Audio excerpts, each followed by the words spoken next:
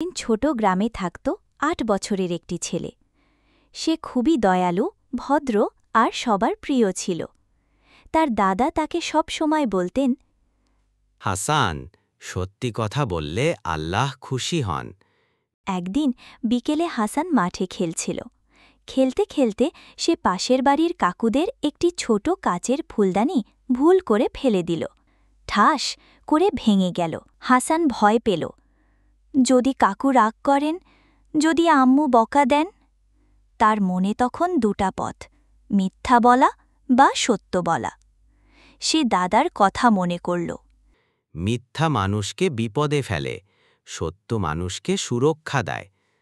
হাসান সাহস করে কাকুর বাড়ির কাছে গেল এবং নিচু গলায় বলল, কাকু, আমি ভুল করে আপনার ফুলদানিটা ভেঙে ফেলেছি। আমি দুঃখিত। কাকু কিছুক্ষণ চুপ করে রইলেন। তারপর হাসলেন, বললেন, বাহ, আমার বীর ছেলে, তুমি সত্য বলেছ, এজন্যই আমি তোমার ওপর গর্বিত। তোমার ভুলটা ক্ষমা করে দিলাম। হাসান স্বস্তির নিঃশ্বাস ফেলল। সে খুব খুশি হল যে সে সত্য বলেছে। সেদিন রাতে দাদা তাকে বুকে জড়িয়ে বললেন, হাসান, আল্লাহ সত্যবাদীদের ভালোবাসেন। তুমি মিথ্যা না বলে বড় কাজ করেছ। আকাশে তারা জল জল করছিল, আর হাসানের মনে শান্তি, সত্য বলার শান্তি। শিক্ষা: মিথ্যা কখনোই আমাদের সাহায্য করে না।